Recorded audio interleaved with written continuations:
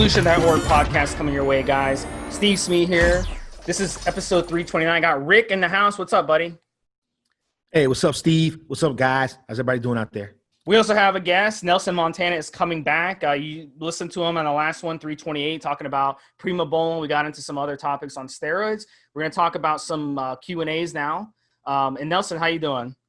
Doing good. Good to see you guys again.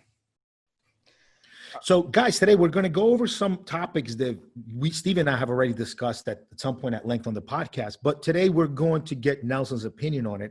And these are topics that have been hot on the forums. You know, Nelson is also a forum member. He's on evolutionary.org and on elitefitness.com. Quite there a lot, participating, answering questions, helping guys out. We do have some pretty interesting debates about different subjects. So today we're going to go through about 5 or 6 of probably the most popular Nelson Montana debates on the forums. So let's get started. Yeah, the first one's about sweeteners. Nelson, talk about artificial sweeteners, talk about natural sweeteners like stevia, talk about refined sugar, all these different sweeteners that guys are using. What are your thoughts on these artificials, these natural sweeteners, the refined sweeteners? Well, I've gone through different opinions, different studies over the years with this stuff, and Rick and I were talking about this. Sometimes the more you learn about something, the more you start to simplify things. And when it comes to sweeteners, what I recommend now, it's going to sound crazy. It's going to sound completely in opposition to what most people say. I like cane sugar. I think when you come right down to it, it tastes the best, it's natural, and you don't have to go crazy with it. I'm not talking about slugging down sodas and cakes and cookies, but all artificial sweeteners, personally, I find them, they taste like shit. And even something like stevia, which is supposedly natural, has been shown to cause kidney damage. So, and aspartame is cancer-causing. So I would tell people, if you're going to sweeten something, if you're going to have like a protein shake, just use a tiny bit of sugar. That's it, tiny bit. Spoonful.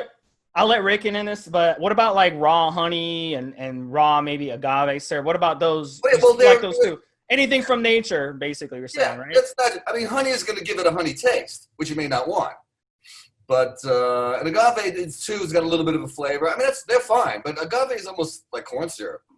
Yeah, so maybe not agave, but like raw honey, because I use raw honey at home. What's funny though, I found out recently I'm allergic to certain honeys.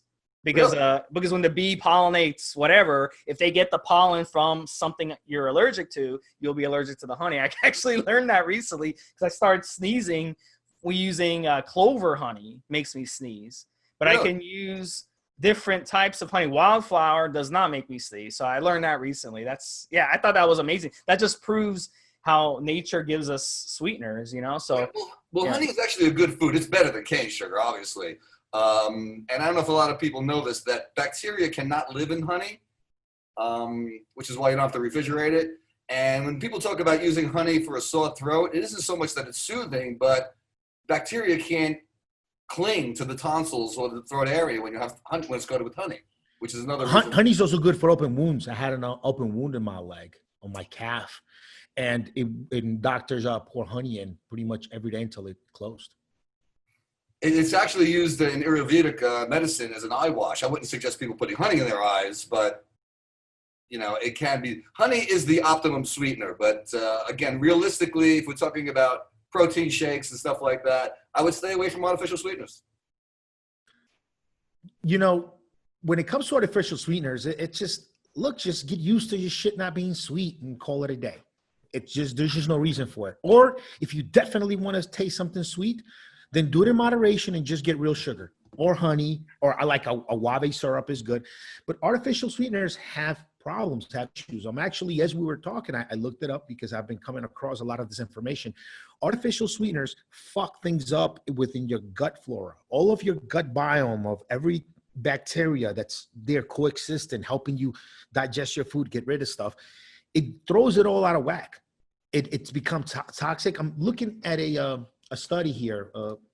Let's see here. It's published in the Journal of Molecules. And researchers tested 6 common artificial sweeteners on microbes that are commonly found in your gut. And they found that the sweeteners have a toxic effect. You know, the last thing you want to do is upset the balance in your gut over you just being a fucking baby and not being able to just have your stuff plain.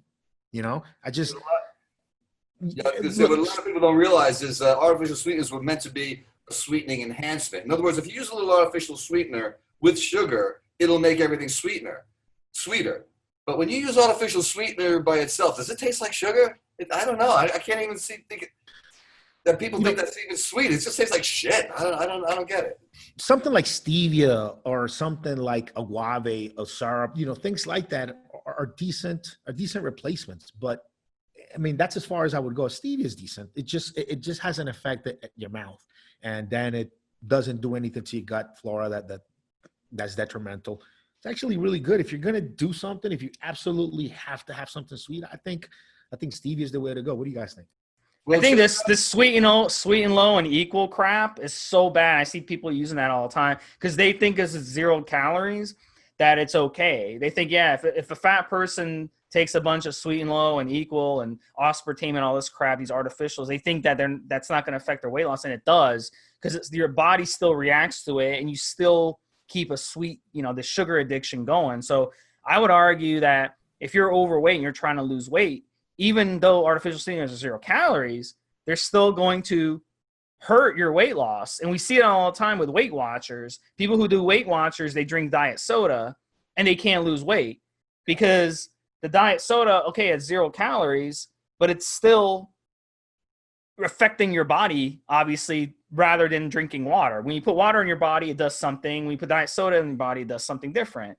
So, I mean, that's just common sense. So we have to get away from this whole calorie thing. Oh, it's 0 calories. It must be good for me. That doesn't necessarily mean anything. I'm sorry. It's doing something because I've seen people that act like they're fucking addicted to Pepsi Cola or to Coca-Cola. They act like they're addicted to these Diet Cokes. I mean, I think I've seen people act obsessive over these diet drinks more so than just regular sugar, which is pretty ironic is that it's pretty weird to me. Sugar is actually an appetite suppressant. So having a little sugar, if your concern is weight loss, you're better off having a little bit of sugar. Your mother used to say, "Don't eat any sweets before dinner; it kills your appetite." Well, it does. So yeah, I'm not anti-sugar. Obviously, too much of it is no good for you, but the artificial sweeteners are worse. The way our bodies have basically evolved, and it doesn't happen anymore because we've grown up with cane sugar readily available now for decades. But the way our bodies evolved, if you had like 5 grams of sugar, you get high. You literally get high, like lazy high, like you smoke marijuana. Ancient man didn't have sugar available to them all the time. Sometimes you catch some trees where the fruit was just falling off the tree, or you catch, you climb up and risk getting stung by a bunch of bees to bring down a panel and share it with your tribe. You get high off of that. You literally get a high with the calm down, with everything. Sugar will give you a high in your brain. It's just because we're so used to having it now. It's just normal. It's normal to fucking slam 5 grams of sugar into your brain every day and boop, don't even feel anything. But really, we're also used to having a lot more food. I mean, if you eat a potato, 10 minutes later, it's no different than eating a bunch of sugar. I mean, it just turns to glucose. Soil depletion and the nutrients in food sources. I mean, that's a complete. Well, sure, but I'm saying it's still glucose is glucose.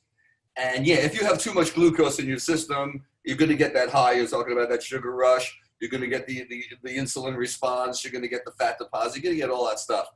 But that's a matter of, again, just being judicious. And it's like sometimes you talk to people and it's like, you know what? If you're a bodybuilder, you're not going to be eating bowls of Fruit Loops and Twinkies. I mean, you got to use some common sense. So, it comes down to that. But I agree with what you're saying. I agree with what Steve's saying. They think that, it's 0 calories, so I could have as much of this as I want, and it has no effect. And that's just absolutely not true. I actually dated a girl. She couldn't sleep at night because she was so addicted to diet soda. That's all she would drink. She wouldn't drink any water, nothing else. No juice, no water, nothing. Just diet soda. Addiction is an addiction. Yeah. And she couldn't sleep at night, and she'd say, I have insomnia. So then she went on pills for insomnia. Oh, It's just like, look. like, what is wrong with people? Like, you know what I'm saying?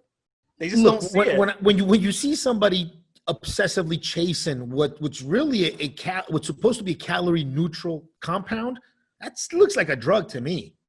I mean, why are you chasing this diet soda if it's not giving you calories? It's doing something else to you. It's some sort of addiction, and I'm sure as the years go by, this is going to come out. But yeah, it's not normal. I've seen how people act around dry diet drinks that gotten addicted. Well, they market it as weight loss and they market it as diabetics, which really pisses me off because you notice diabetics who drink a lot of diet soda, they continue needing to go on more insulin or more metformin or whatever diet drugs and I got a lot of relatives that are type 2 diabetics, so I know this.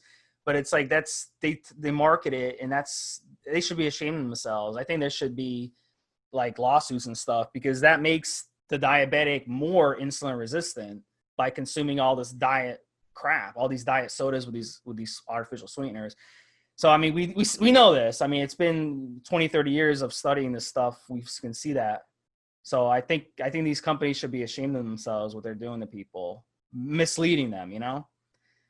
So yeah, so let's go from talking about bad stuff to good foods. So Nelson, you're a big fan of eggs. You talk highly about eggs. What are some bodybuilding foods that you recommend, and why do you love eggs so much? And talk about some other bodybuilding foods that you love.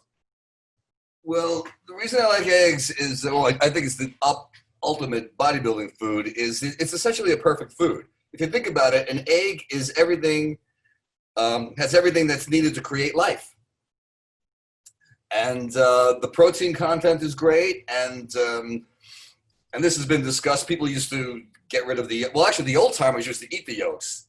In the 90s, it became that everybody started just eating the whites because that's the protein. But what people don't realize is there's a protein complex, and there's an amino acid ratio, and some of it is in the yolk.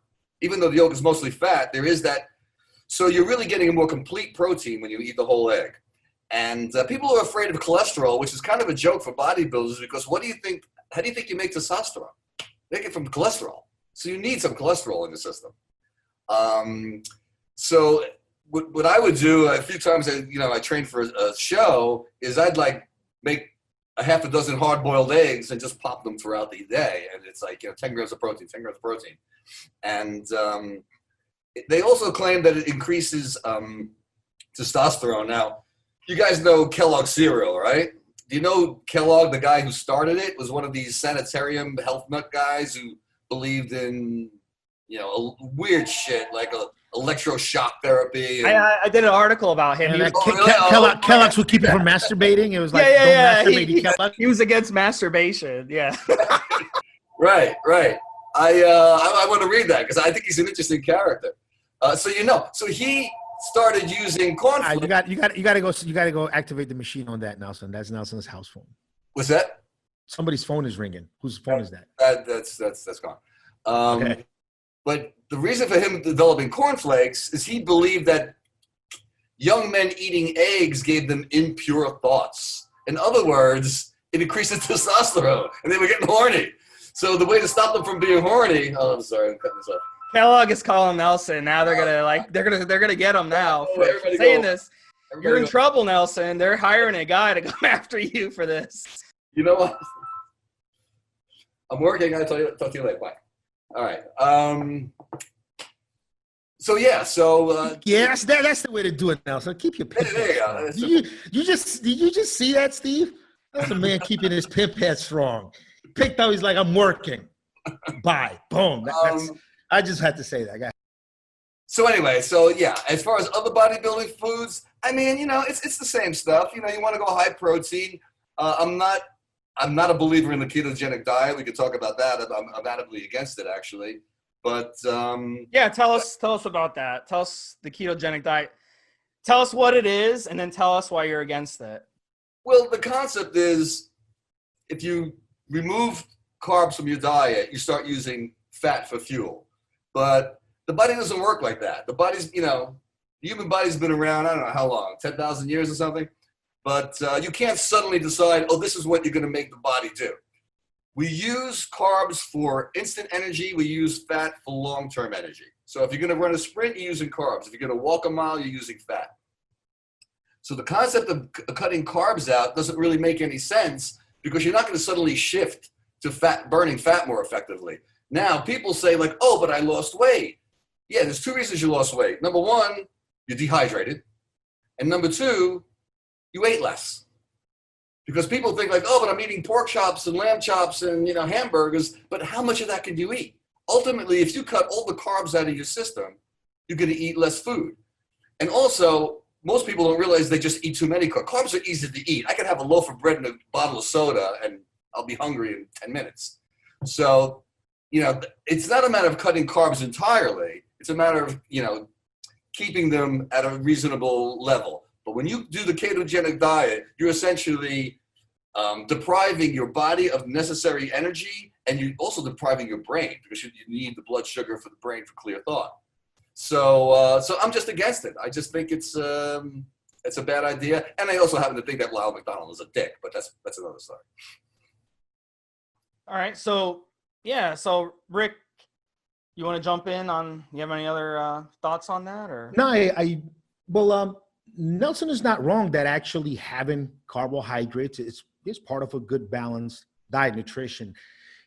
There is one thing though, and that is that, and like Nelson mentioned, our human bodies have been in this form now. It's just over 100,000 years, we think. Every time they keep pushing it back, but we're up to about 100,000 years that the human form has been in its form that it is right now. And carbohydrates, simple sugars, simple carbs, they give us a brain release of feel-good hormones, just like orgasms do, and just like a lot of things that help push, survival forward do. So every time you have simple carbohydrates, simple sugars, you get a little bit of a high. It's built into your reward center.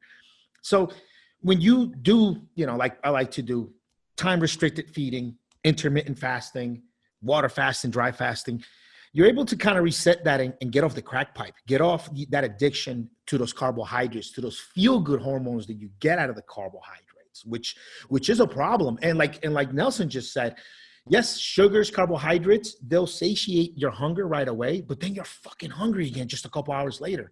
And then you keep that up, you keep feeding those sugars. 3 days later, the hunger is you just can't resist. And then after a month of just getting used to having 10, 20, 50, 60 grams of simple sugars in your diet every few hours, whatever, man, that's when you get those hunger pains, those cravings. That's when your stomach and everything hurts. That's when you feel lightheaded. Like you could be a fat fuck, 25% body fat, and if it's noon and you haven't had breakfast, you literally sit there and say, oh, I'm lightheaded, I've got no energy. What about all those fucking pounds of fat you got on you? So although what Nelson's saying is absolutely right, I think the biggest advantage we found nowadays to going keto or fasting or really just minimizing that fucking insulin release through your body through the day is just that you get rid of all those hunger pains. Your leptin ghrelin levels are just normalized just right. You don't get that nasty lightheaded headaches, which that's all true. Which is not really hunger, by the way. There's no way you're lightheaded and this hungry when you got pounds and pounds of pounds, thousands of calories inside of your body already under your skin. You're fat, right? So why are you fucking lightheaded? Because you haven't eaten 3 hours. Really, all those things are signs of just somebody who's just stupidly addicted to carbohydrates, which 99.999% of the population in the world is.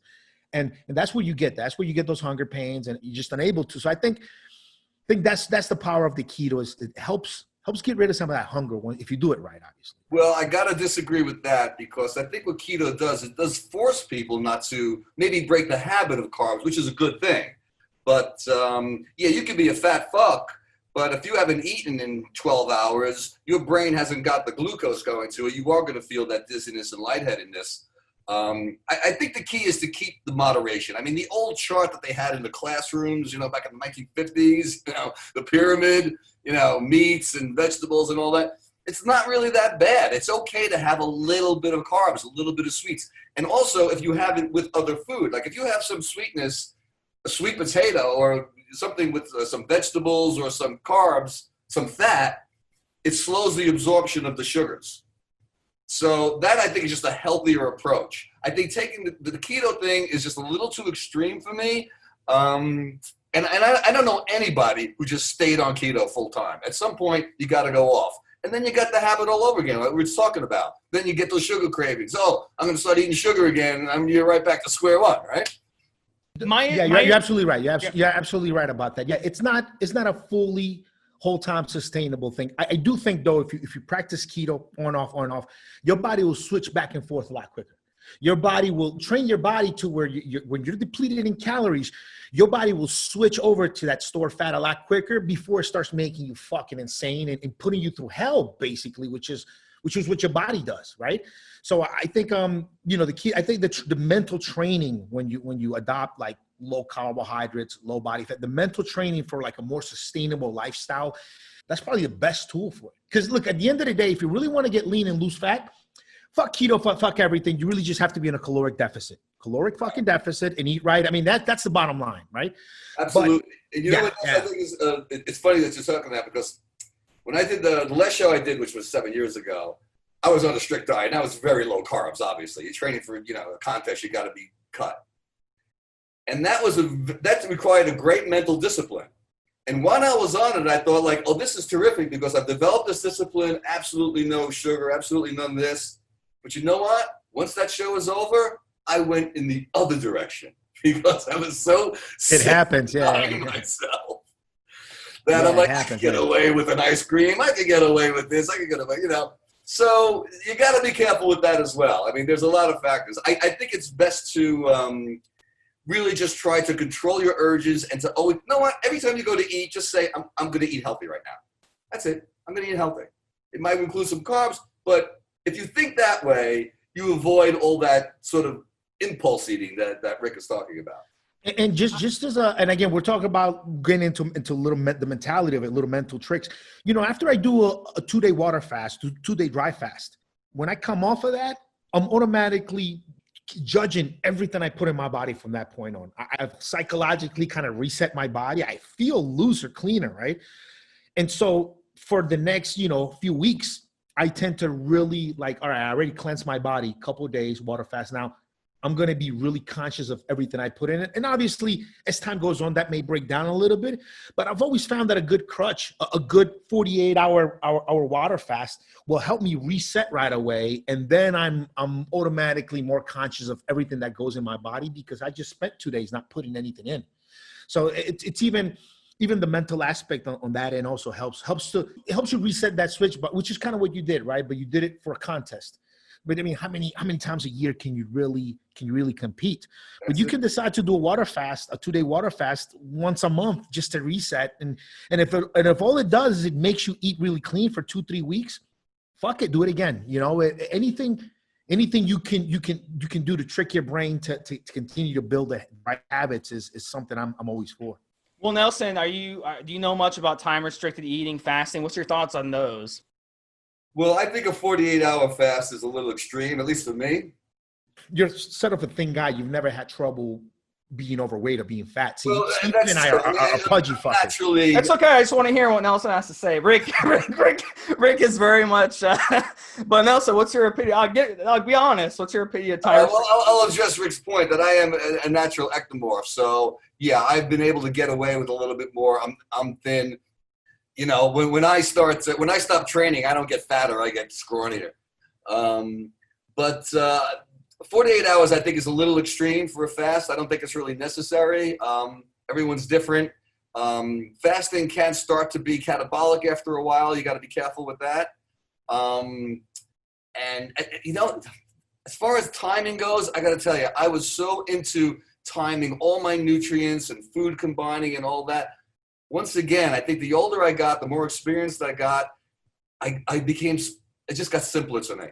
Again, I don't think the body really reacts quite that way. It's a long-term thing. It's almost like protein ingestion. People say you can't have X amount of grams per meal. I think that it's just going through your system all day long, and your body's going to sort of accept what it needs at the time. So I think that real intricate, nutrient timing thing, it's a little overrated. I don't know how much of a difference it really makes one way or the other.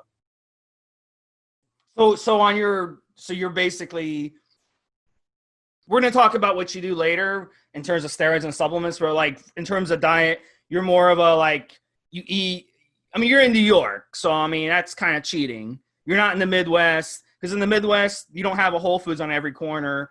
You know what I'm saying? You don't have mafia-run Italian restaurants where you can go get real Italian food. You know what I'm saying? I mean, Well, yeah, there's a little bit more food on the road. Well, I mean, I traveled through the South as well, and Miami is in the South.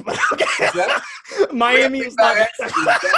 Yeah, You don't travel through Alabama. Yeah, I don't buddy, think Nelson, Miami's like the 5th borough. Yeah, Miami's not the South. well, but I You have to drive through the South to get to I drive Miami, through the maybe? Nelson Okay. Nelson drives his truck through Alabama, Mississippi. I go through South Carolina and get that barbecue, dude. I mean, So love what- that shit. Yeah, there's some great barbecue in South Carolina. Oh, Incredible. that's the best. They spend 24 hours smoking a whole hog. It's just incredible. It's Savannah too. But no, I mean, basically, look, if you're a bodybuilder, you're concerned. Plan your meals. Go to the grocery store. Just get some good food. That's my premise. Just have simple, good, solid, wholesome, balanced diet.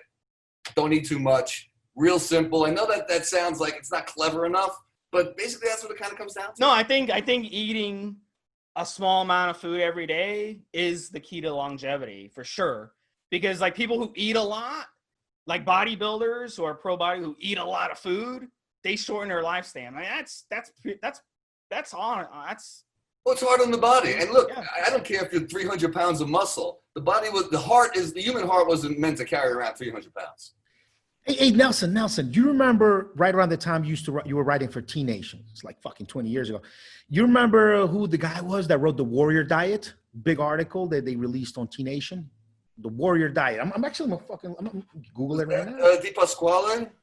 I think it was Di Pasquale. Yeah. Okay.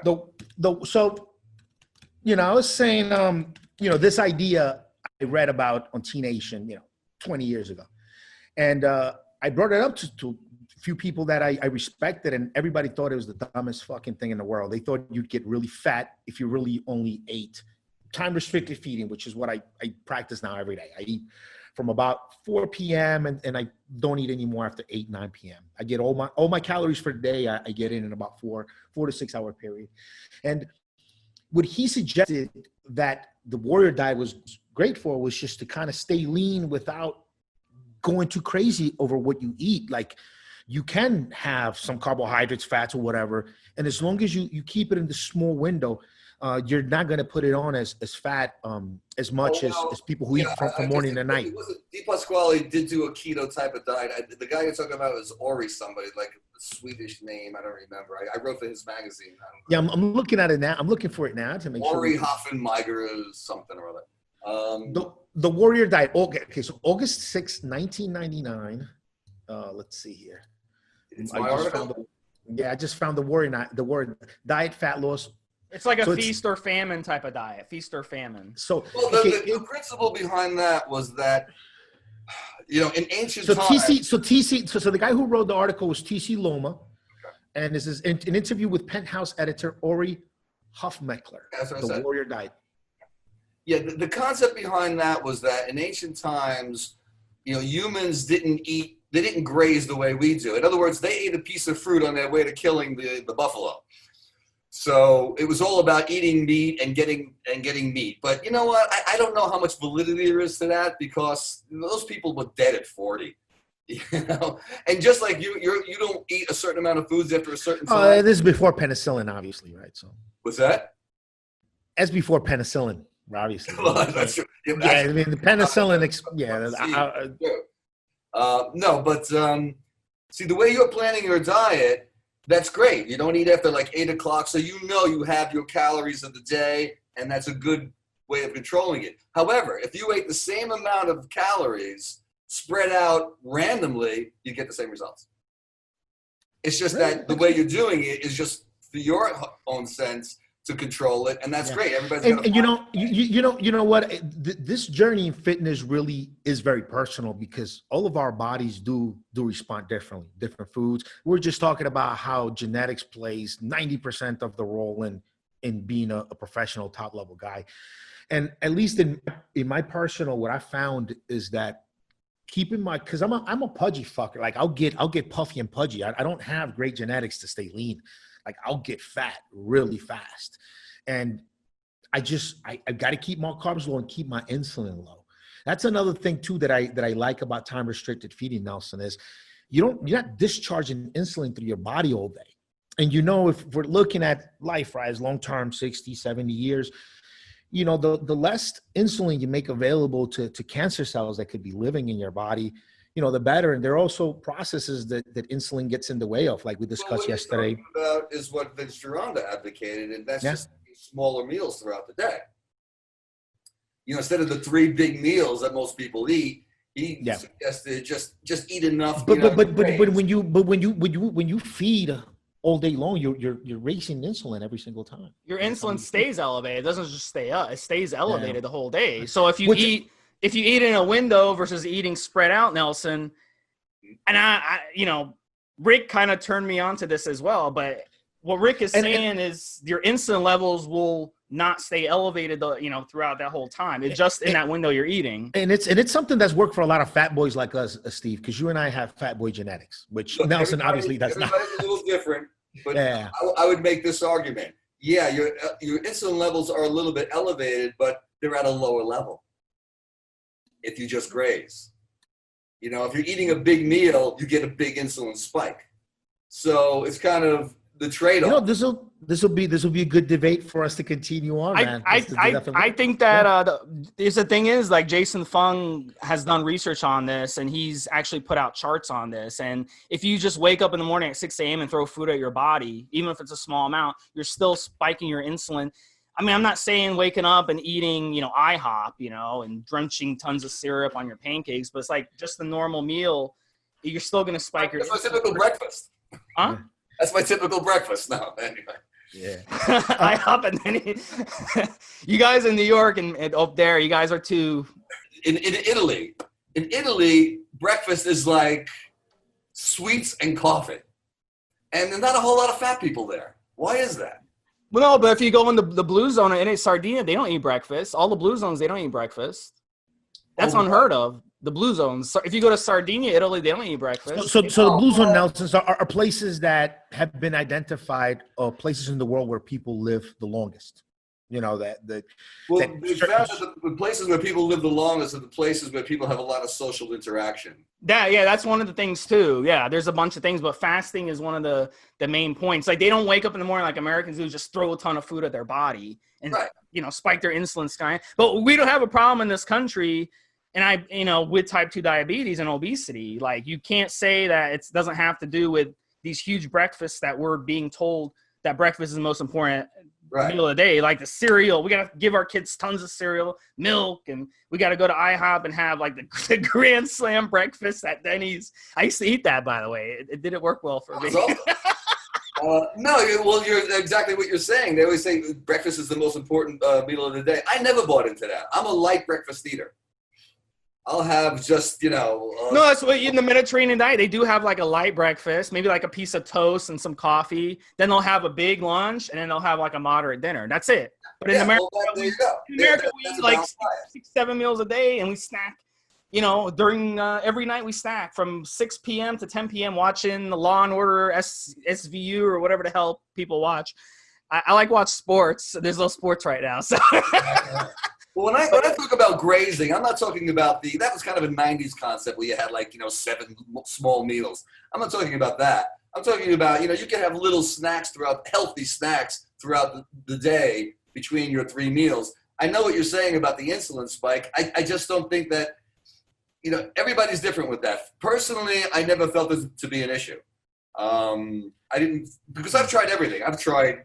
You got to try it all. Yeah, you got to try it all. Yeah. I've tried big meals, small meals, all meat.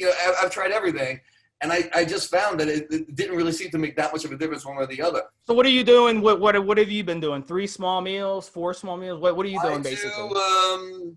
Pretty much 3 small meals. Yeah, I don't do the graze all day long thing anymore because, well, like I was saying, I used to put a whole bunch of hard-boiled eggs and pop them because I wanted to get protein. I had to have protein in my system. But I'm 66 years old. I'm not going to get any bigger. I'm not going to get any more muscular. This is the size that I am. So I don't need to do that. I don't need to keep feeding my body protein all day long. So yeah, it's pretty much a light breakfast. And if I have a heavy lunch, I have a light dinner. If I have a light lunch, I have a heavy dinner. And then maybe a little snack before bed, which I probably shouldn't have. But, you know, that would be the most honest assessment of my basic diet. All right. Yeah. All right. So let's move on, guys. That was a great discussion. We're going to get into a couple controversial ones. The first one is SARMS. And Nelson, definitely, like, be honest about this. You're not a big fan of SARMS. Tell us about tell us why that is. Tell us a little bit about that. Well, the day I heard about SARMs and heard that they weren't suppressive, I'm calling bullshit on that. Any exogenous compound that you put into your system that increases, that adds testosterone is going to suppress you. That's just is the way it is. So basically, I mean, I tried them. I think my takeaway from them is that they are not approved the way people got to realize, like, testosterone isn't approved by the, you know, approved. They were. Anadrol was approved. Anavar was approved. Trenbolone was approved. These are all, well, Trenbolone wasn't approved for human use. But Parabolin. Negma France Parabolin. That's true. Trenbolone. That is true. But yeah, SARMs are, you know, this experiment, but I think the attraction to them was twofold. That they weren't. And some of them were abandoned by the companies that started testing them, abandoned the drugs in development. But the attraction was that they're not suppressive, and they are, and that they're legal. And I get it. I absolutely get it. But I think that if, you know, you gave somebody an option between testosterone and SARMs, you know, testosterone wins every day. I think the argument is, though, Nelson, they're less suppressive. You agree with that? They're less suppressive. Like, I'll give you an example. Like, you go on testosterone, your LH is going to tank to zero. Your pituitary glands are just going to shut down. But it's on SARMs, your LH is going to drop probably 50%. It's going to go from 6 to 3. Then when you come off, it's going to be quicker to rebound. Like, if you came off TRT right now and tried to rebound your pituitary glands, it wouldn't work out too well. If you came off SARMs, it'd be a lot easier. So that, I think, gives the advantage of that. But do you agree with that? And do you think it's at least that's an advantage? Is it worth it, basically? Is that advantage worth it? I think that's impossible to gauge because you have to go by what kind of gains you get. Now, if you determine all right, let me ask you this. How much SARMs would it take to equal 500 mgs of testosterone a week? I mean, in terms of what? In terms of how much you know, Nelson, all the different quote unquote SARMs, because they're not all really SARMs that are under the umbrella. They all work so different that you'd have to get in my opinion, to get the results of 500 mgs a week of testosterone, you'd have to put together something like Osterin and S4 or Osterin and S23 or something like that, stack them together. And it's a different story. I'm not even that. I would even go further. I would say you if you were to run like a gram of testosterone, you would never, no matter how much SARMs you ran, would ever be able to equal that. Because one thing, guys, when SARMs came on the scene, the one thing everybody thought is, okay, not suppressive. The structures are not compatible with aromatase enzyme. They're not going to raise your estrogen level. They can't convert. They're not going to suppress you, right? But then we realized that, hey, these SARMs are competing with your natural estrogen, with your natural testosterone. They're competing for those androgen receptor sites. So when you add SARMs, your free testosterone that's flowing around in your system just rises because it's competing with testosterone for those receptors. So then your own natural testosterone will get aromatized, and that can cause a little bit of a suppression. And this is something at the very start when SARMs began to be used, a lot of guys didn't understand. Now, SARMs are milder. So if you run a proper post-cycle therapy, you can add them in a little bit to help you not lose your muscle mass as you're coming off. That's my point. But you got to really know what the fuck you're doing and not resuppress yourself again. Like, you got to know what you're using, how much, and you just get enough of an anabolic effect with no suppression, small amounts, short while, and you can utilize them there. But guys that try to bridge with SARMs, I mean, you're going to suppress yourself depending on what you use. Let me just say this, and I'll let Nelson come back. When I hit my personal records back when I was powerlifting, I was benching over 400. Okay, I'm only 5'6". I'm a little guy. I was benching over 400, more than twice my weight, which is crazy. I tore my rotator cuff in the process, but I was running tren and anavar, right? That's how I had my personal records. Now, if I were to use SARMs to try to re-hit that personal record, assuming, I was healthy and everything, and assuming I could go back 5 years, I wouldn't be able to do it on SARMs. It's impossible. But on the flip side, tren also caused me to injure my shoulder. It caused me to probably herniate a disc. It caused my cholesterol levels to go from like 160 to 220. It caused my blood pressure to go up. It caused me to break up with my girlfriend. You see what I'm saying? So in that aspect, I would say SARMs has an advantage. But no, you're never gonna be able to equate it to steroids for sure. Well, That's kind of let me get back to my original point. I started to say 500 milligrams of testosterone a week, which is a moderate cycle. Okay, whatever you would need in some, we can't compare it to tren. Obviously, tren is in its own league. I mean, in terms of effects and also in terms of side effects. But to get the comparable effects of 500 milligrams of testosterone, whatever the dosage of SARMs is equally suppressive. Yeah, that's the end of that statement. So in other words, it comes down to risk versus benefit. I mean, how much benefit are you getting at? You can't compare a SARM cycle to a tren cycle and say, well, the tren's more effective and the SARM's less suppressive. You did a lighter cycle. I'm talking about comparable cycles. Legalities aside, because one of the reasons a lot of guys use SARMs because they're so quite easy to buy and get, because guys are able to traffic them and not worry about going to jail. Well, that's it. I get it. I understand that. That's the one advantage that a lot of guys. But look, I guess there's one SARM that I've had experience with that I think really works differently and better than any steroid as far as doing that, and that's GW for fat loss and endurance. I haven't. Now, I can't talk about it for muscle gains or anything like that. But as far as you add that GW into a cutting cycle, into your diet program, that fat just noticeably melts off a lot quicker. And that's something that Anavar doesn't do, even though it's known as a fat burner. Winstrol will dry you up, water retention dry up, but it's not really promoting fat loss the way GW does. Now, what keeps me away from using GW a lot more, because it's pretty side effect free, and if anything, you feel great on it. Shit, I mean, just the endurance you get on it, it's effortless. It's just that GW hasn't been around that long. We don't quite know what's going to happen yet. When I take Anavar, when I take Masteron, whatever, there are decades of guys behind me that have taken these same steroids. Before even those guys began taking them, they went through FDA approval processes. They were released into the market. They were just replaced by better drugs, but they were out in the marketplace. There's been enough stuff. That's my issue. Yeah. And there isn't that for GW. There isn't that for Osterin. There isn't any of that for any of these other compounds. So that's why, even though I felt great on GW, probably one of the better performance enhancement and just feeling good compounds I've ever tried.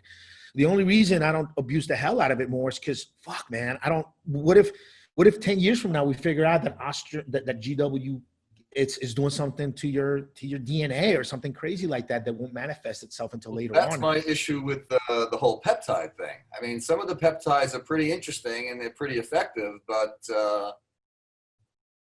they're new and they're untested. Very new. Yeah, very new. And I've experimented a little bit with that too. I mean, there are some that are better than others, but I have to say, every single one of them had a bad side effect.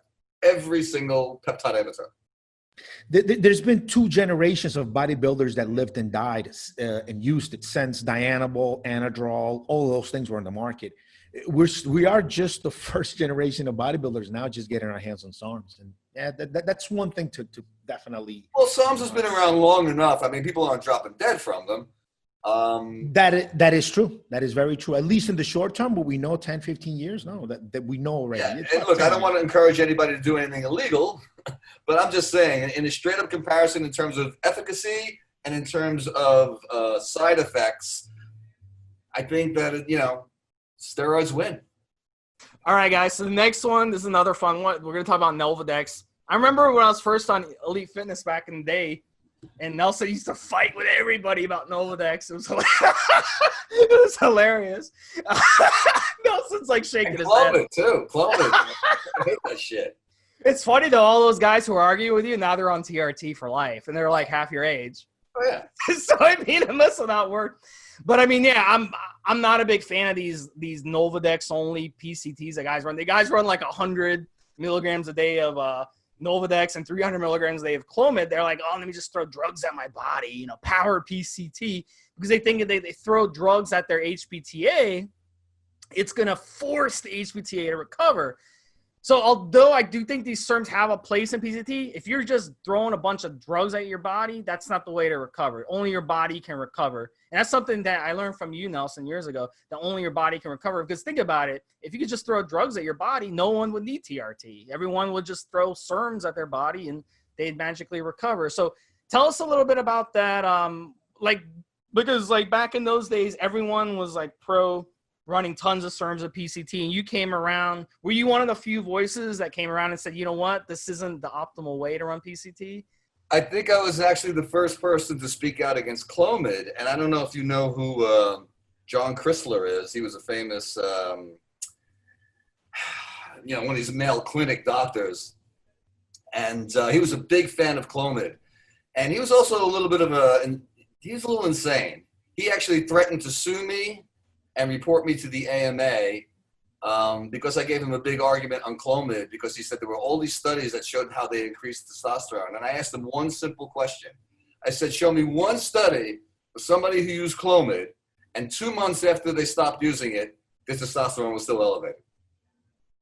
Essentially what you're doing when you take any of these drugs is you're just switching from one to another. It's like ACG. You're going to drop at some point. At some point, you're going to have to. It's manipulating your HPTA while it's in your system. And then when you stop taking it, if your body isn't going to be recovering on its own, then it's kind of like driving a car up a hill, then shutting the engine off in San Francisco. You're at the top of the hill, and then the car is just going to keep going. I'm going to slide backwards. Yeah, it's exactly a good analogy. As far as Nolvadex goes, that was a drug that Dan Duchaine came up with, which he knew was an anti-cancer drug. It's site-specific. So guys were getting gynecomastia. Dan Duchaine realized gynecomastia is a benign tumor. So, hey, maybe this anti-cancer drug is a good thing for that. It does nothing to restore the HPTA. Nothing. But here we are 20-something years later, and people are still taking it for PCT. And then the side effects of Nolvadex. Have you ran it, by the way? You've run them, right? Yeah. Oh, and what happened to you when you ran? It's interesting. First time I took Clomid, I kept on hearing all these stories about how it was like this great, sex stimulant. It killed my dick. Just killed it. And I did an interview with somebody where I mentioned that. I said, what about Clomid and libido? And they said, oh, yeah, these porn stars, they take Clomid. And then I started seeing all these people on message boards talking about Clomid. Yeah, it gives you big loads. I'm like, this is just complete horseshit. Now some people they may get a little libido boost from it because it increases estrogen. It is an estrogen, Clomid. But it absolutely killed my dick. And Nolvadex is very similar in structure to Clomid. So and it's also highly toxic. And these are drugs that can cause cancer. What organ is it specifically being toxic to, or just general? Liver, kidneys, pancreas. Also, Clomid has a weird side effect of causing vision problems. Stroke is another possibility with Clomid. So these are the SARMS S4 does something like that too. Funny enough, S4 is different. Once you take it, one of the metabolites it converts into can actually attach to your retina, and it turns tint. There you go. You don't want to fuck with your eyesight. It turns a fucking tint in your vision right after. Yeah, you don't want that shit. I just think there's no place for Nolvadex within a bodybuilder's arsenal. I mean, if you actually have bitch tits, get them cut out. It's a 10-minute procedure. Costs you a couple $100. Done. Did Nolvadex back in the 80s, was when it first started, was that just something that it was like their only option? Because they didn't have aromatase inhibitors. Do you think that that's why guys started using it heavily, and then then they came up with the idea for PCT. Like you said, Dan Duchesne maybe came up with the idea. Look, it does undeniably does work. If you have hard mass or you're feeling density under your nipples and you start taking Novadex, that density will go away. Oh yeah, it does. It'll fucking work. That's why guys kept using it, you know, and that's why. And you notice this too, Nelson. We discussed this on the podcast we recorded yesterday. You saw dosing start to climb up pretty steadily once Dan started telling people, hey, use Novadex for that gyno. The guys started using more steroids. And then once Arimidex and Aromacin came out, then guys really started pouring on the fucking steroids because you could get away with using these high amounts and not worry about estrogen getting out of hand. Right, and that's the reason why people started thinking that, oh, this just kind of goes hand in hand with steroid use. But first of all, not everybody is susceptible to bitch tits. I never.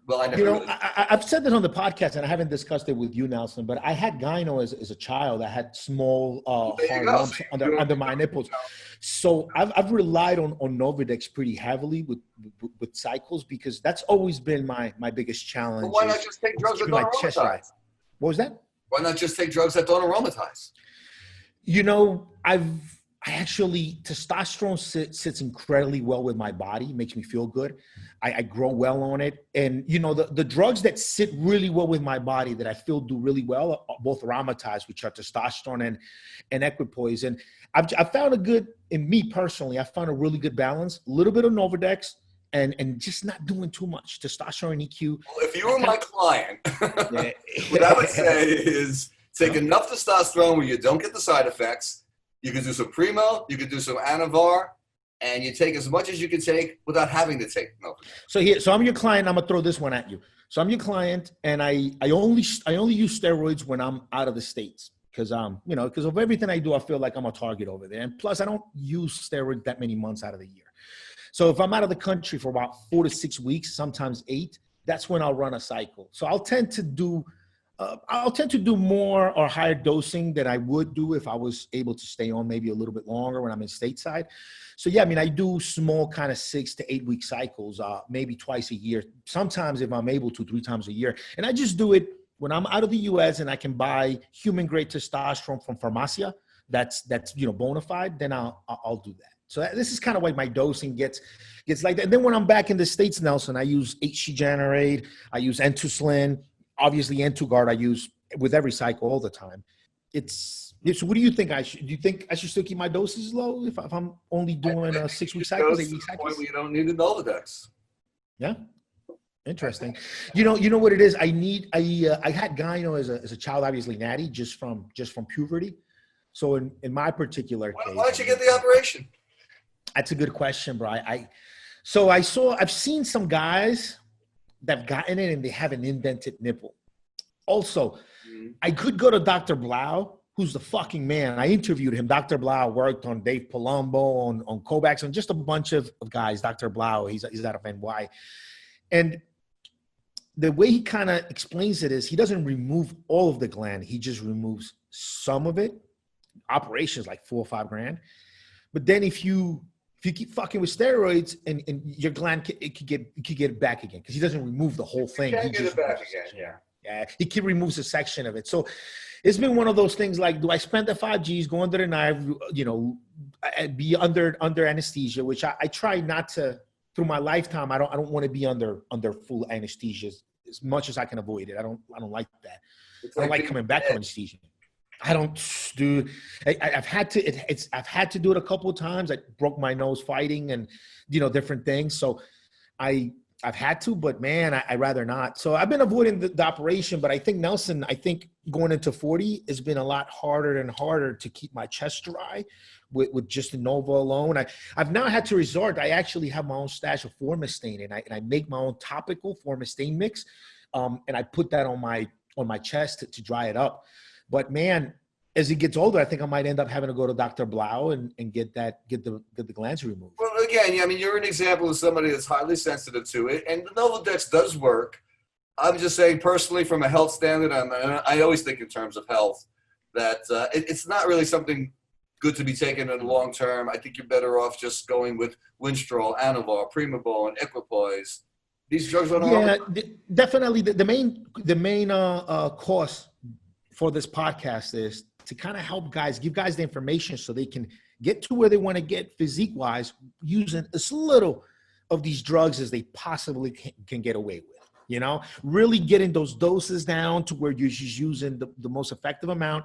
You're not overdoing it. You're not wasting money and fucking your health up for gains that aren't sustainable. So yeah, definitely that is what we try to push in the podcast. And look, if you can, like Nelson just said, if you can run your testosterone and not need Novadex, fuck it, like do that. If you can run your Dianabol, your testosterone, low enough dosing, and you don't need to take Nova, you don't need to take anti-E's, that's what you should do.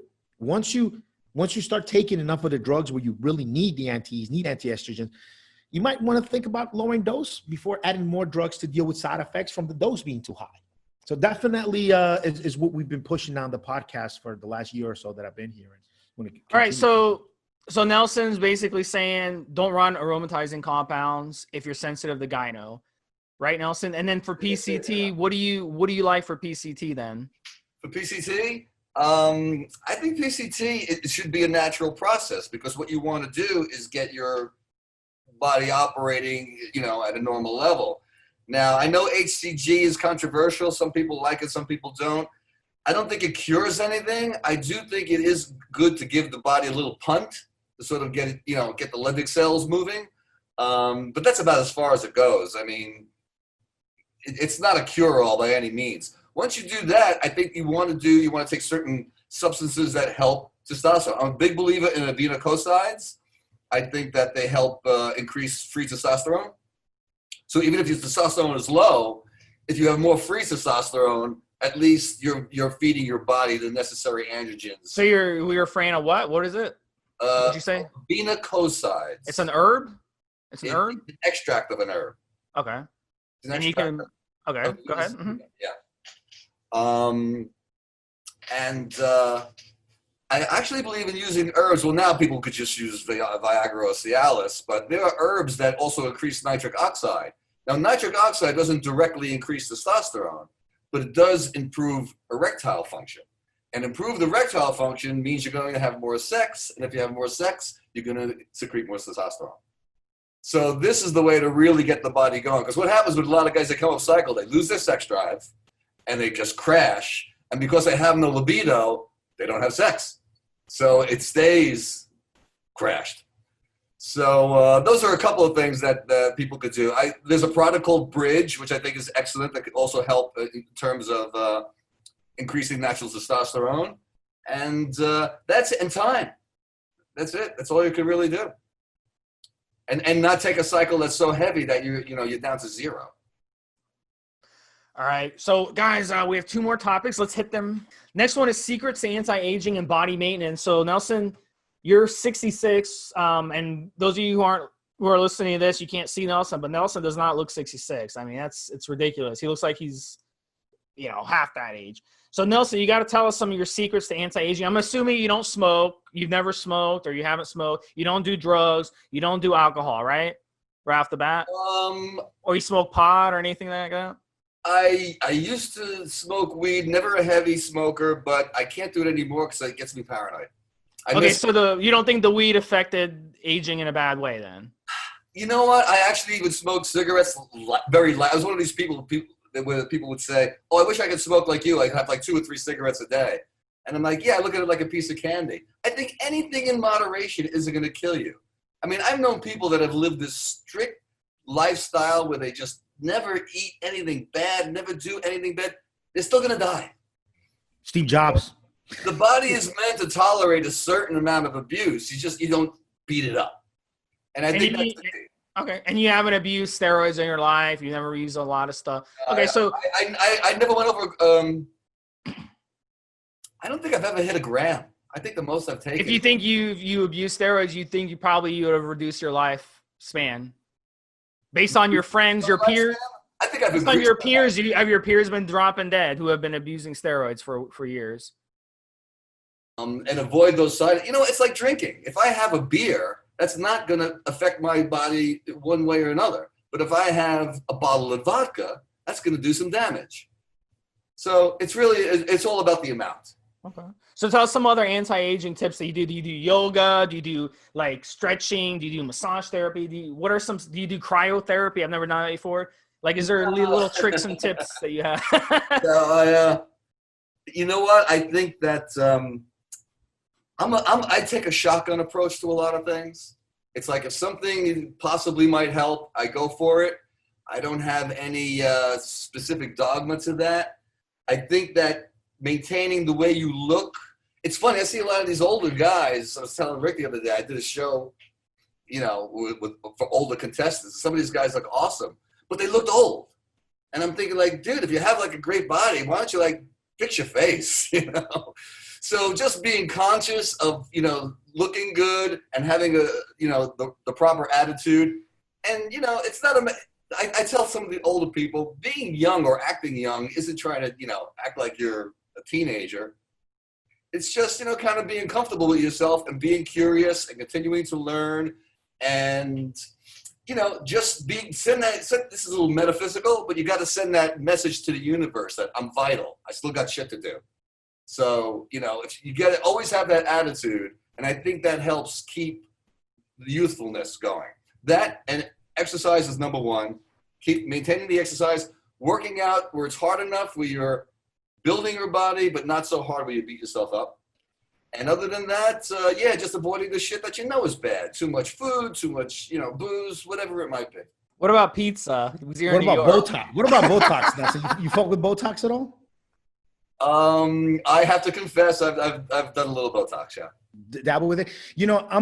I'm being offered a Botox treatment down here in South America. It's not approved in the stateside yet, but it's quite different. See, I have a problem with teeth grinding, and I have these huge muscles around my head and my chin like a pit bull, and I grind the hell out of my teeth. My jaw is just too strong, and the treatment I'm being offered is that they will inject Botox inside of deep inside the jaw muscles. I know nothing about that. Yeah, take some of that strength away to actually atrophy. I'm talking about like a little frown line here. Get a shot. Okay, I'm good. Just get a little shot. Yeah, no, I'm actually considering this treatment now because I grind my teeth and I'm continuously at the dentist getting. What about wearing a? Well, I do wear it, but I mean they last me a couple months. I chew right through them. It's pretty incredible. I started using one myself. Bro, I don't suffer from anxiety. I meditate. I really, bro, I'm like the calmest dude you've ever meet. But just when I'm sleeping, I grind the fuck out of my teeth.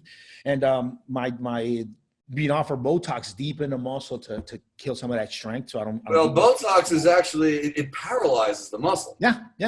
I'd have to get the treatment every couple of years. And apparently, some people that I know, that's up to you. But I mean, I've been thinking about it now for months. And researching it before I go ahead and do it. So, how often do you get the Botox done, and how much does it cost? Oh, like once a year. Now I gotta start talking about my cosmetic shit. Okay, I've gotten Botox. We're talking about everything, dude. Okay, and I've gotten. It's about looking good. Fuck that. We're gonna look good. And if somebody can shoot testosterone into their ass to get muscles, you can shoot a little Botox in your face to get rid of some wrinkles. Let's just get that out of the table now. I've gotten filler because I tend to get like a little sunken over here, so I get filler, which is hyaluronic acid. Just a little, teardrops here. Is like, $5. Like once a year to a little freshen up. How long does the filler last if you make the investment? About a year. Well, it's an interesting thing because I used to get it about once a year, and now I'm finding like after about 9 months, I'm like, why? Because I don't make as much collagen as I did when I was, 10 years. Have you messed with plasma injections or not? What's that? Have you messed with the plasma injections? I have had plasma injections in my knee. In your knee, where they withdraw the blood, they spin it, they centrifuge it, and then they inject it back. Yeah, I had that in my knee. I had a torn meniscus. The doctor said to me, "You've got to get surgery, or you're going to be limping." And I said, "Just watch me, dude. There's no way I was going to have the surgery." So, guys, listening, yesterday, I pimped it in the last podcast that Nelson was on. Yesterday, Nelson and I recorded our first podcast of Age of Muscle, the Age of Muscle podcast. You can go to ageofmuscle.com, theageofmuscle.com, and it'll send you right to our podcast. And these are subjects we're going to cover. We're going to go into Botox. We're going to go into plasma injections. We're going to go into surgery. we're going to go into everything and anything that old guys like us over 40 can pull out of the bag to just look good, you know, and still get some girls even at our age, right? So these are all things that we're going to be covering. The podcast is mostly a podcast for older men that want to extend their life, extend their vitality, look good, feel good into old age. And, you know, Nelson is perfect guy to do it. And I'm getting to that zone now where I really have to take care of myself going into 40. So for all you guys out there that are older guys over 35, 40, 50, and you want to know just how to look good, how to feel good. And we're going to talk about everything. We're going to talk about responsible steroid use for older guys. We're going to talk about some of these other things, other kind of treatments that you can do that are not specifically steroids, but you still help you look good. We're even going to get into training, different training methodologies, different diet programs that are more suitable for guys in our age group. So theageofmuscle.com. Check it out, guys. Just a quick pimp for the new weekly podcast Nelson and I'll be doing. Well, you mentioned what your doctor said about 40 and 50. And I got to tell you, when I was in my 40s, I thought I beat aging. I was the best I ever looked. It was the strongest I've ever been. Once you hit around 50, 55, you're like, oh, okay. You know? Catching up. It's catching up. You just start to feel it, you know? You just don't recover as quickly. You don't have the flexibility. Yeah, I feel, listen, going into 40, I feel good. I'm not on any medication. 40. Yeah, I'm going to 40, bro. My body. Dude. See, everybody figures they hit 40. They're like, oh, I'm getting old. That's bullshit, man. 40, I feel good, bro. My abs are showing. When I go roll with guys, I'm beating the shit out of 20-something-year-olds and doing jiu-jitsu. I still spar full contact. I still ride my mountain bike. I still fuck 20-something-year-old girls. I mean, I feel good as hell for 40, man. And it's kind of scary to think that this can start to slip away from you. Of course it does. But I think the things that we're talking about, you know, keeps it going longer, you know. I notice I'm still as strong, but I notice I'm a little bit slower now when it comes to maybe reaction time when I'm sparring. Even that's why you don't see any 40-year-old fighters. I taped myself hitting the bag the other day. And I'm like, holy shit, I'm slow as fuck. And I'm naturally moving my joints just a little bit slower. My body knows that I can fuck something up if I try to throw a tie kick the way I did, 15 years ago, 20 years ago. I know I can't do that anymore. And yeah, the first thing to go I notice is the speed, I think, the quickness. I think your body puts in a golf cart, they call it the governor that doesn't let the golf cart go above a certain speed. I think as you get older and your joints start to give you some of that feedback that don't do that. I think your brain subconsciously begins to hold back and reel back some of these movements that could hurt you. Well, your cells don't replicate as fast. See, the body has this amazing ability to heal itself, which is the reason why I decided not to get meniscus surgery. I knew I could heal my meniscus. It would take some time, it would take some work, but I could do it. But as you get older, even with the plasma treatment, the doctor was telling me that some of these star athletes, they're getting plasma from like 16-year-olds because they have more of the stem cells. So even with the plasma treatments, it's still my own plasma and it's old plasma. It helped, but again, everything isn't quite as functional after a certain age. But what are you going to do? You just got to fight it and keep going. And I think my generation is dude, you're gonna have me out there looking for girls to take to the clinic instead of the hotel. so you want the plasma from younger people, huh? Is that how it is? That's an insanely expensive process, obviously. It's not something that most people would get, but if you're a star football player and making $6 million a year, you can afford it, yeah. Tom Brady supposedly did that. Tom Brady did it. Oh yeah. We're kind of laughing at him about it, yeah. There you go. Yeah, some of these injuries, like the meniscus, like you mentioned, yeah, with enough time, you can heal it on your own and be fine. But if you're a soccer player and you only have an active playing life of a certain amount, you're gonna go get that surgery and be back on the field making some money really fast. Yeah, because you don't have a year to take off and let it get better. Yeah, well, that's why these guys are also shooting themselves full of cortisone because they just have to get back on the field and playing. But it has cortisone has long-term damage. It's actually a very good drug for short term. As all steroids, not even anabolic steroids. Regular steroids are very powerful drugs for short term. Yeah, cortisone. You gotta be careful with cortisone for sure. So that we only have a minute left, Nelson. Okay. But I wanted to ask you, share at 66 because there's guys probably in their late 50s, 60s who are listening to this. what's your current steroid, TRT, HGH? You don't like peptides, you don't like SARMs, but can you tell us about what you're taking weekly or daily, HGH, etc.? I wish I liked peptides. I just got this weird ass side effects from them, and that just told me, just sort of empirically, it just told me there's something here that's no good. I felt these big spikes in blood pressure. That tells me it's not a healthy thing. And I really love the melanotan. Unfortunately, I mean, it gives you skin, great color. You get horny, but it's weird. As far as supplements go, dude, you got to look at my closet. I mean, people laugh. I have like 2 cabinets full of supplements, just like everything and anything that might be beneficial. Of course, N2 Guard is absolutely the best, multi all-around nutrient for a daily thing. It's amazing people won't even take something like that. It takes 4 seconds out of your life. It costs a couple of bucks a day, and it could be the best thing you could do in terms of maintaining your health.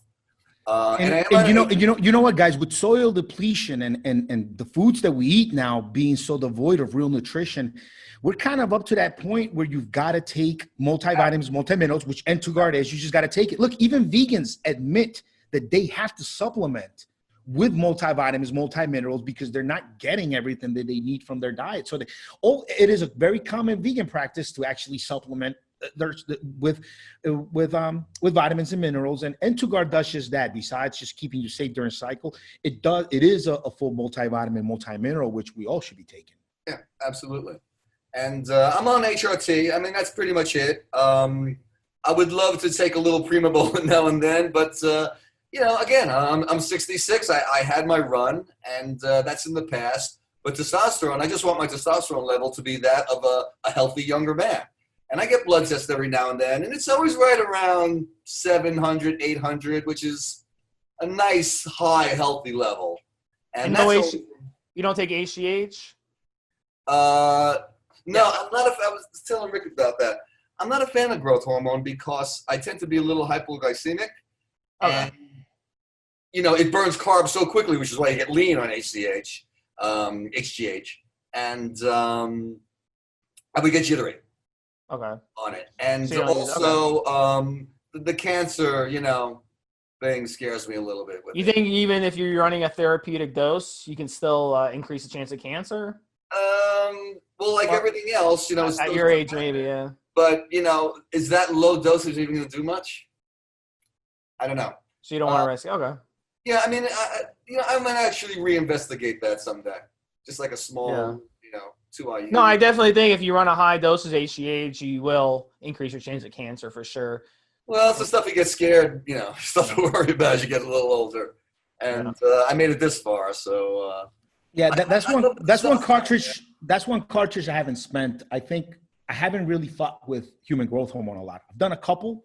I did some sharing human growth hormone with the pen. Really good, legitimate, great stuff. But I felt like I'll put that cartridge in the chamber and add human growth hormone to my regimen around now when I'm going into 40, mid 40, 50.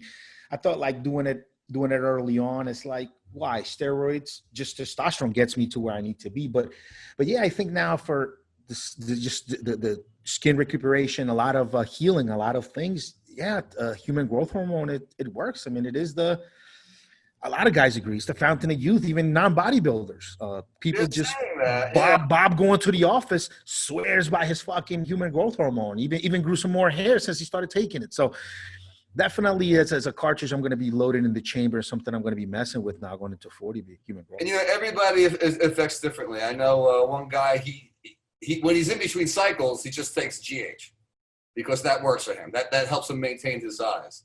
There's a peptide that's called the Wolverine peptide. I forget the name of it now. It's some numbers where you supposedly heal really quickly. I've tried that. Did nothing for me. There are lots of things like that. Glucosamine does nothing for me. Everybody's a lot of fake stuff too. You sometimes with the peptides too, it's really hard to know when you're going to get the right stuff or not. Peptides, they get faked a lot. Well, it was the same company where I got the melanotan, and that shit worked. Yeah, and that's what happens. There's just guys out there too that know this. Why do underground labs fake shit? Here's what happens. Sometimes the shipment of melanotan makes it through customs, and the shipment of IGF-1 didn't, gets held up at customs, or the factory ran out, or it comes in and that batch tends to be fake. So just because you get real melanotan or real testosterone or real something from a lab, it doesn't mean that the second product they sent you is not changed out, whether it's something else or is not underdosed, because sometimes it is out of their control. That they've got the customers, they've got people coming asking them for the stuff, and then customs just took their shit. And a lot of times they'll just change out what Yeah, but peptides aren't illegal. Yes, but it's still trouble getting them into the country.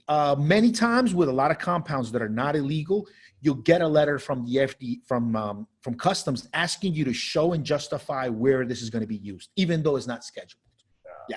So sometimes they'll get, and then another thing is, because some places don't want to go through that, they'll put a different CAS number. They'll label it as something else. And then if customs tested and is mislabeled, is an automatic, they automatically take the shit. So you got two choices. The one, you send it label as is, and then if you might get a letter asking you to justify how you're going to use this and show something. If you have a product, you got to show a website. I've had to do this with herbs. I've had to send them, links and pages to some of my products because they wanted to know where was this Tutka going? Where's this Fedoja going? So they get held up a lot because of that, because these peptide places can't show what they're doing. So yeah, I mean, it happens a lot with the SARMs too. You're not importing GW and importing Osterin, labeling it as GW and Osterin, and then customs is going to say, oh, great, yeah, it's not illegal, great. What are you going to use it for? Send us some documentation. We just want to see who you are and what the commercial use of this product ingredient is. And that's how a lot of these labs lose their shit and they get their stuff held up, even though it is legal. All right, guys, look, we discussed 6 great topics. It was great having Nelson on. He's very knowledgeable, opinionated, a lot of fun. Next one, we're going to bring Ross. Remember Ross, Nelson? Oh, wow. Tell us Ross, holy shit. You've had Ross. What is it? Ross Erling. You've had we had him once. Yeah, that was a funny one. But Ross and Nelson back in the day used to just go to war. That was back in the day. That was when Ross first got started into the supplement. Well, God, he must have been 22 years old at the time or something. Nelson, you know what? I'm gonna since you and I are friends, I'm gonna friend suggest Ross Erling on Facebook. Well, I actually was in contact with him briefly a few years ago. I don't know. I don't really know what he's up to. I know he had a supplement out. It was apparently doing well. I don't know. He says he's got several. He says he has several brands, and he shows his cars on Facebook. He's always talking about money.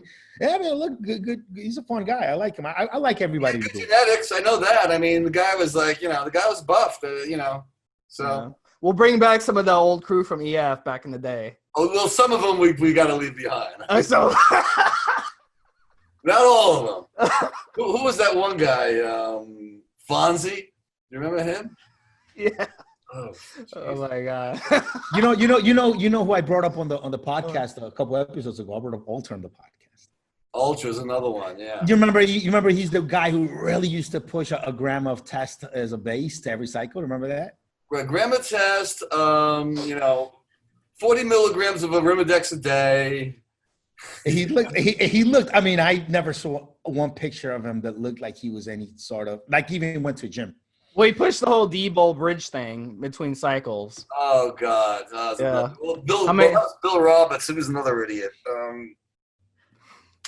Look, the internet and message boards changed everything. People got their little clicks going, and I got tired of it. But the way that a lot of these fucking jokers got swept out of the forums over time is because then when PubMed became so easily accessible and Wiki and all these things, now these guys that were just going on the forums selling juice and making shit up, they started to get hella cold out and hella cold out and hella cold out.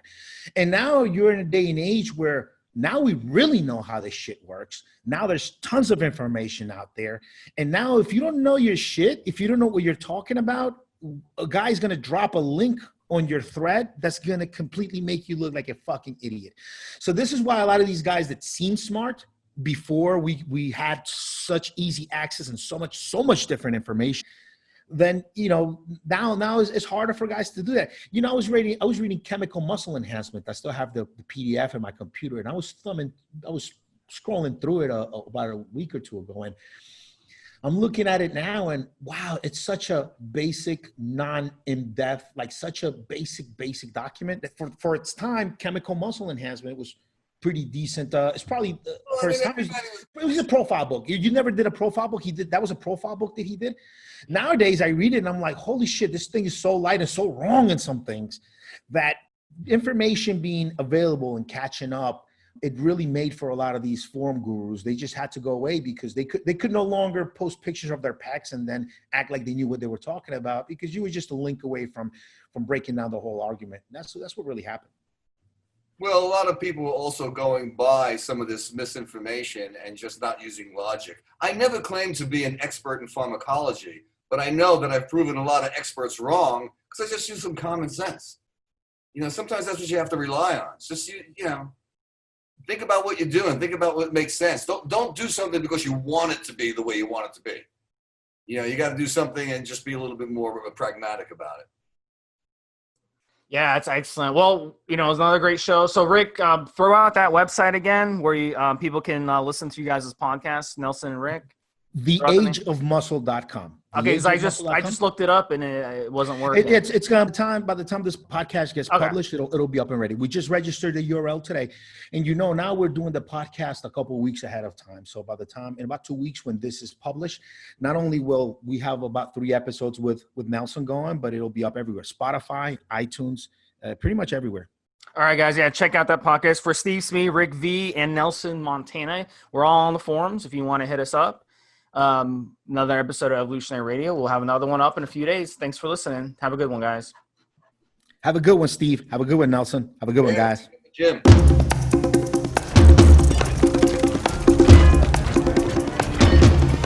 Guys, this is the required legal disclaimer.